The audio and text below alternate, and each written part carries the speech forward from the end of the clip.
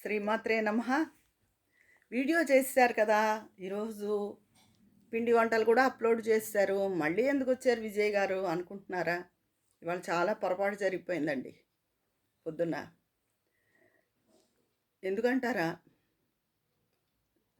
చాలా గొప్ప వ్యక్తి, నేనెంతో విశేషించి అభిమానించే వ్యక్తి.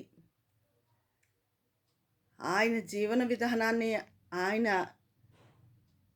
గ్రంథాలని చదివి ఎంతో స్ఫూర్తి పొందిన దాన్ని. నేను ఒక ముఖ్య విషయం మర్చిపోయానండి. అది స్వామి వివేకానందుల వారి గురించి. ఈరోజు ఆయన పుట్టినరోజు. ఒక్కసారి ఆయన గురించి మీ అందరితో కలిసి విశేషాలు పంచుకుందామని చెప్పి నేను ఈ వీడియో మళ్ళీ చేయడం జరుగుతోంది.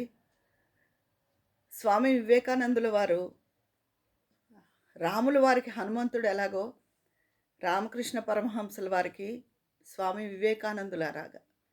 అసలు వివేకానందుల వల్లే ఈ రోజుకి రామకృష్ణ మిషన్స్ అన్నీ ఇంత గొప్పగా రన్ అవుతున్నాయి.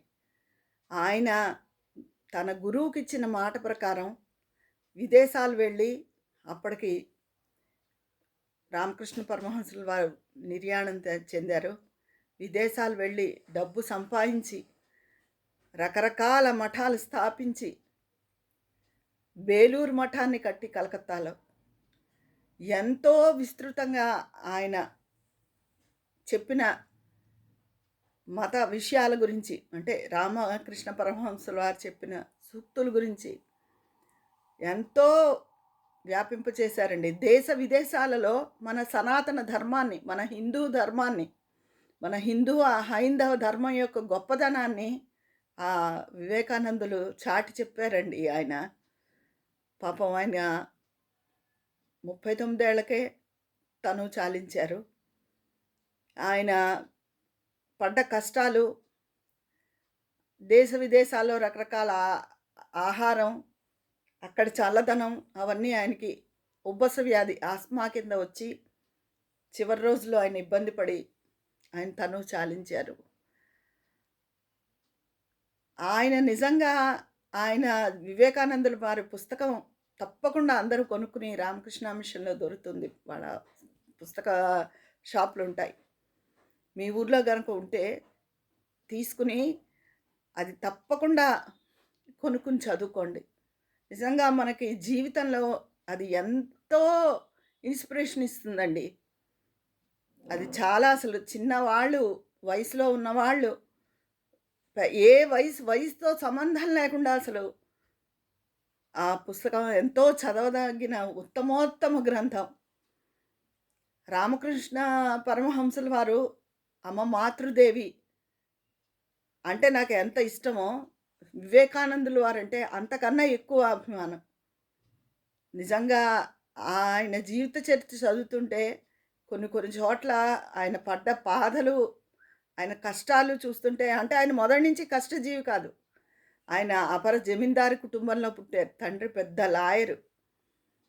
ఆయన తండ్రి అకస్మాత్తుగా ఈయన చిన్నతనంలోనే మరణిస్తే దాయాదులు ఆస్తంతా లాక్కున్నారు. ఆ తర్వాత ఆయన పడ్డ కష్టాలు, రామకృష్ణుల వారిని ఎలా కలిశారు, ఆయన జీవితం ఎలా మారింది, ఆయన విదేశాలు ఎలా వెళ్ళారు, ఎలా డబ్బు సంపాదించారు, మన కీర్తిని, మన భారతదేశ కీర్తిని ఎలా చాటి చెప్పారు, అక్కడ ఆయన ఏమి ఇబ్బందులు పడ్డారు, ఇవన్నీ కూడా ఎంతో విశ్లేషించి ఉంటాయండి. అవి చదువుతుంటే మన జీవితంలో మనకి ఎంతో ధైర్యం, మనం ఎదుర్కొనే సమస్యల పట్ల కానీ, వేటి పట్ల అయినా కానీ ఎంతో మనకి మనోధైర్యం వస్తుందండి.